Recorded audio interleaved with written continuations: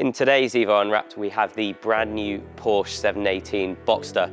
Now, in keeping with tradition, we're going to take you through absolutely everything you need to know about the car. We're going to have a look at the interior, at the brakes, at the exhaust, and we're going to talk about that brand new turbocharged flat 4 engine.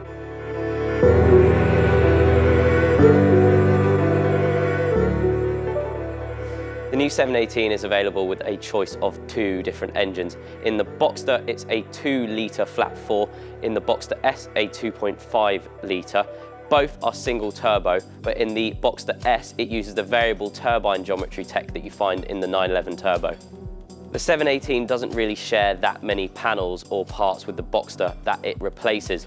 The most obvious design change is at the rear of the car. The Porsche logo now is much more prominent. You've also got a slightly different rear brake light there. Rear tail light design has changed as well, and there is a different exhaust system for this car. So on a standard Boxster, it's an oval. On a Boxster S, twin tailpipes, and there is also an optional sports exhaust, which you can hear now.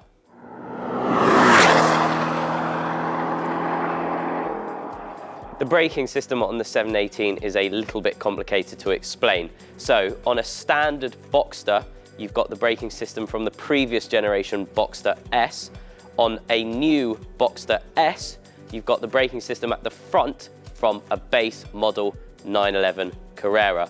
Also, you've got optional PCCB carbon ceramic brakes. In terms of design, Porsche's always had this style intake on the side of the Boxster, and they've managed to keep that for the 718 despite the fact that the motor is turbocharged. Other exterior changes include these new door handles, you've got new side sills and a new set of wing mirrors, and at the front the bonnet design has changed too. One of the shortcomings of the previous generation Boxster and Cayman was that things like the interior tech and nav system were a little bit behind. For this car, Porsche's lifted stuff from the 991 Mark II, which improves things quite a bit. Interior changes to the 718 include the ability to option the smaller steering wheel like the one found on the 918 Spider and the GT3 RS. Also on the wheel now is this switchable driving mode, so you can go through things like Sport and Sport Plus.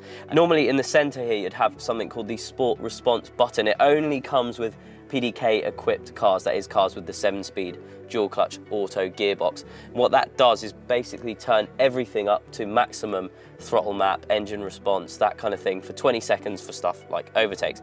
Alternatively, you don't have it if you have a car optioned with the 6-speed manual gearbox.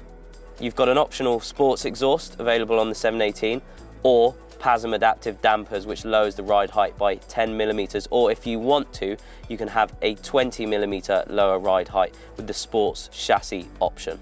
This new PCM system comes as standard in the 718, but as is always the way, you've got things like optional Sport Chrono. If you put Sport Chrono on the 718, you've got something called PSM Sport. It's basically a new traction control and stability control management option, which allows a little bit more wheel slip and makes the car just that little bit more playful without it intervening so early on. As for the interior design, things are largely very similar to the last generation Boxster and Cayman. The only changes are, of course, these air vents for the AC here, and as is always the way, you've got the traditional Porsche cup holders.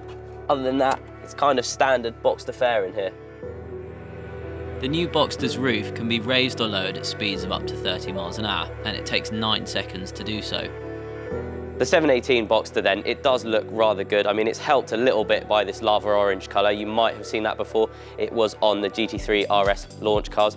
I have actually been out on it. I've not driven it. We'll leave it up to you to decide how you think it sounds. Let us know in the comments below. But it is a very different experience now with this turbocharged motor. As is always the way, make sure you subscribe to Evo for more Unwrapped in future.